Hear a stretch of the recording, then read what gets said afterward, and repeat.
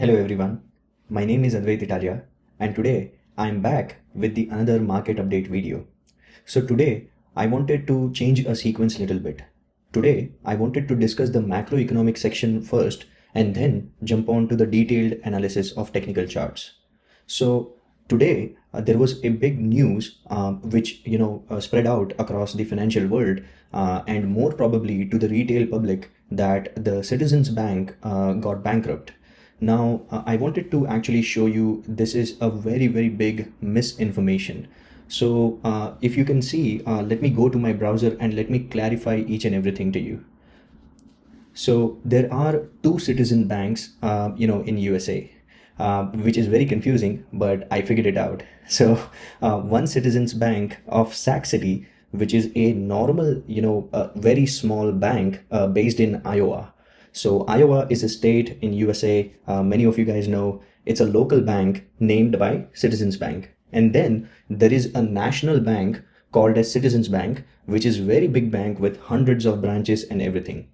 So this small bank, that is Citizens Bank of Sac City, that is this one, this actually went bankrupt. So basically it like not complete bankrupt, but it had a bank run, and due to the high interest rates and the federal funds rate, the bank suffered heavy losses. And as you can see, the FDIC took over the assets of this small Citizens Bank. So this bank had only two branches, and now all the assets and everything is under FDIC, and FDIC is looking for a buyer of this bank, and then it will hand it over. Now, what happens to the deposits and the money of all the customers in this bank? That is pretty safe. As of now, they are able to withdraw it through the check and through the debit card. So the people are safe. Now, regarding the main national Citizens Bank, which is which many people are, thinking that went bankrupt. It is not true. That bank is safe. That bank is, having safe operations. That bank is having a market cap of 12 billion. So that bank is good. This is a local bank of, just two branches that went bankrupt. So, this morning, there's a lot of, misinformation regarding American financial system, wherein, we have the news of Silicon Valley Bank, First Republic Bank, and all those banks, going bankrupt. And people were really worried about, if the Citizens Bank is the next one.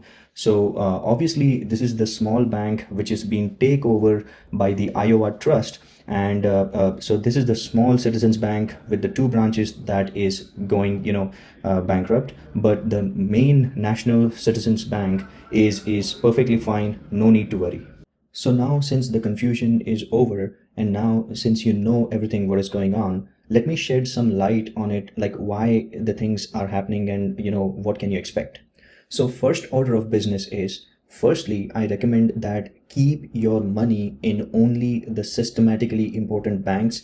That is, as far as my recommendation is concerned, JP Morgan Chase and Bank of America. Those are the two banks that you need to keep your money in, because if those banks fail, then the entire, that's the end game. So I don't think that there's a very, negligible probability that that's going to happen. So first order of business is, do not keep your hard-earned money into small banks like these. Second, why these things are happening? And you might have noticed a pattern wherein only the small banks are failing. So for example, Silicon Valley Bank, First Republic Bank or Signature Bank, all those banks are in a quadrant of small banks. What do I mean by that? I mean, those banks which are not systemically important, right? If they fail, they are not too big to fail. So the reason is normally the small banks can take excessive risks. So with their balance sheet. And since the Federal Reserve increased the interest rates in an unprecedented rate since last year and a half, all those banks are susceptible to those interest rate fluctuations. So that is number one reason why these banks are failing, because they have long dated bond portfolios in their books which are going into massive losses. So that's one reason. And I will make a detailed video regarding the interest rates, regarding the monetary policy, regarding the, how these things interact. But so far, American financial system is in a good shape. So far, the real economy is in a very tight pressure.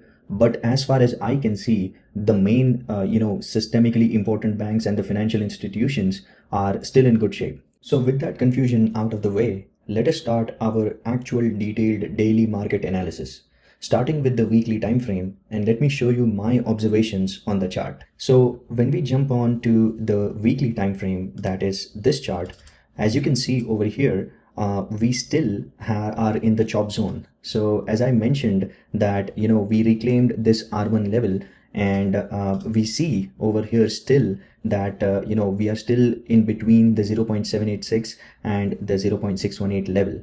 So this chop zone, it's almost 6 to 8 months. So if I draw this statistical range, I can see over here that since 160 days we are only in this range and chopping around. So markets tend to digest the gains and the moves and then go higher. So there are always expanding phase, there are always consolidating phase, and then there are also sometimes down phases or downtrends. So right now everything is looking healthy on the weekly time frame. We have successfully closed above the R1 level. We have also the resistance right now is sitting in the median range of the Bollinger Bands. So what do I mean over here? So this is the Bollinger Bands, right? The cloud that you see, and the yellow line that you see over here is the median of the Bollinger Band. That means it is the statistical average of the volatility. So anything above this yellow line is bullish.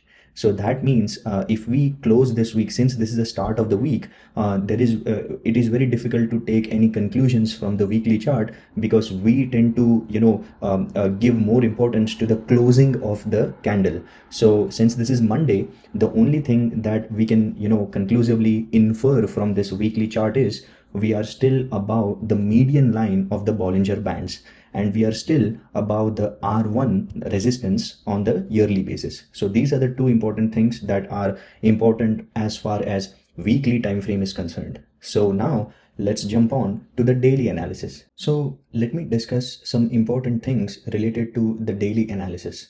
So my key observations are, we got a perfect rejection from the R1 level. So let me show you what do I mean. So if we go to the daily charts, that is this one. So in the daily charts, as you can see, let me expand it. So over here, as I told you, like in the month of November, the pivot level got refreshed, and these are the new pivot levels. And to show you the importance of the new pivot levels, this is the perfect day, because you can see over here that we perfectly got rejected from the R1 level, that is this level. So as you can see over here, we touched the price over here and then we rejected. So that is one observation. Second observation is, as you can see, we have a blastering rally since 1, 2, 3, 4, 5 and 6 days. So it was very, very natural for the markets to take a breather, to digest these gains, to the reason why is, whenever you have such blastering move in either direction, you will see a lot of profit taking or profit booking at those levels. So it is perfectly normal to have an inside day or a doji day. For example, as you are seeing over here, this candle is forming like a doji candle. What is a doji candle? Doji means there is an indecision. So if you can see over here, it is neither going up, neither going down significantly. So this is basically an indecision. Markets are not able to decide which way is stronger. And rightfully so, because as you can see over here, after reclaiming the 50-day moving average, investors are taking the profit over here. So this is perfectly normal. It happens for a day. Now, as far as swing traders are concerned, let me discuss some important levels. So the most important level on the futures contracts as of coming few days are concerned is this one, that is the 50-day moving average, and that corresponds to almost 14,961, and I'll tell you the exact price label, that is this one. So this is very important for the bulls to hold and for the thesis to confirm that if it's bullish. So we have a lot of Fed speakers speaking in this week, and we have a lot of economic data also coming in this week. So I don't care whatever, the fundamental situation is. If we do not hold the 50-day moving average, then this uptrend cannot be, signified or cannot be trusted. Why? Because look at the history and I'll show you what happened. So over here, after reclaiming the 50-day moving average, we chopped around for a week and then we lost it. Same thing happened over here. We reclaimed the 50-day moving average, we chopped around for 2 weeks and then we lost again. So it is very important for the markets to hold the 50-day moving average, and then the longer it stays above the 50-day moving average and the longer it builds above it, the bullish thesis is still, confirmed. So for us to have a very good Christmas rally, we need to survive above this 0.618 level, or the 50-day moving average, or you can see the white line over here, that is the anchored VWAP. So until and unless price doesn't close at the end of the day below these levels, we are still bullish. So expect a lot of chop around here, and that is why I have written over here battleground zone for bulls and bears. So this is going to be a big, battleground, because as you can see, I will draw this zone over here. This zone is going to be extremely crucial for the markets to decide where it wants to go. So this zone, keep a close eye on this zone. And as of now, I think this 50-day and the anchored VWAP that is sitting over here is very, very important. Now, when Powell speaks, now there is Jerome Powell, the Fed chairman, is going to speak 2 times in this week. So his speech is going to be very volatile. So you may expect the markets to see and test this blue line, that is 5-day moving average. So these coming 2 to 3 days, please trade with a caution. So this is my thesis on daily time frame. So now let's jump on to the intraday time frame, and I will share my insights and my learnings from today. So going at the charts over here, so this is the 5-minute chart on the intraday time frame. So as you can see in the chart, we opened our session on 6:30 Pacific time. And as you know, like I try to not trade for the first 30 to 45 minutes or first hour to know the exact, trend of the market. So I was looking at the markets, and the markets were just chopping around in this zone. So if you see the opening range over here was almost from the highs of this thing, and the lows was this 200-day. So this was the opening range. So I waited till 7:30 and to see like where the actual zone or where the actual direction of the market is. So the important observation that you can see is on the intraday we got perfectly rejected from 15 to 57, which also happens to be the R1 resistance level on the daily time frame. So I knew from the start of the session that okay, we got rejected from the R1 time frame of the daily charts. So I was just looking if it can break out. So since you can see over here 710, it generated a sell call on my strategy. So the 5-day moving average crossed the 26-day moving average from the top. That means it's a bearish crossover. But look at the timing. The timing was 7 o'clock. So almost 7:10. So we are still away from 7:30. So I waited, and as you can see over here, 200-day acted as a support. So still I waited, and then I got a bullish crossover, that is the 5-day again crossed over the 26-day, and this time it was 7:30. So I thought, okay, the indicators are suggesting me bullish. So if it's really bullish, then it should cross or break out the opening range. So the opening range was sitting at over here, that is 15,250, almost 46. So let's round up by 15,250. So if we cannot close above 15,250, then there is no sense in going long. Why? Because the daily resistance is sitting at 260. As you can see over here, it is sitting at 260. So I was, patiently waiting. Now remember, this is 7:45. So almost, 2 hours or almost an hour from the start of the session. So this is why intraday trading is extremely professional game, wherein you need to wait for the 5-star setups to confirm and then trade.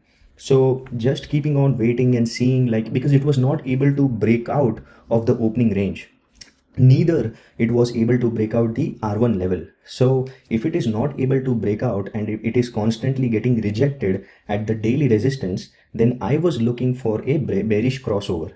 So I got the bearish crossover on 840. So look at what happened after that. So after 840, we confirmed that it's a bearish crossover. It took the support again around the lower end of the Bollinger Band, but it never gave us the bullish crossover again. So that was a confirmed sign to short.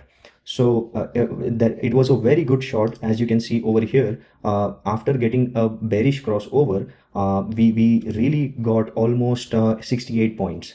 So where was I supposed to cut my position? So I just cut my position at 10 to 15 points. And let me show you the importance of why I track the correlated asset, that is QQQ. So as you can see, as an intraday trader, there is no relation of why the price is stopping at this level. So there is no support zone, there is no pivot level, there is no nearby EMA. Then why did the price took a support over here? So over here you can see what's the time, 10:20. Let's look at what happened at the same time on QQQ.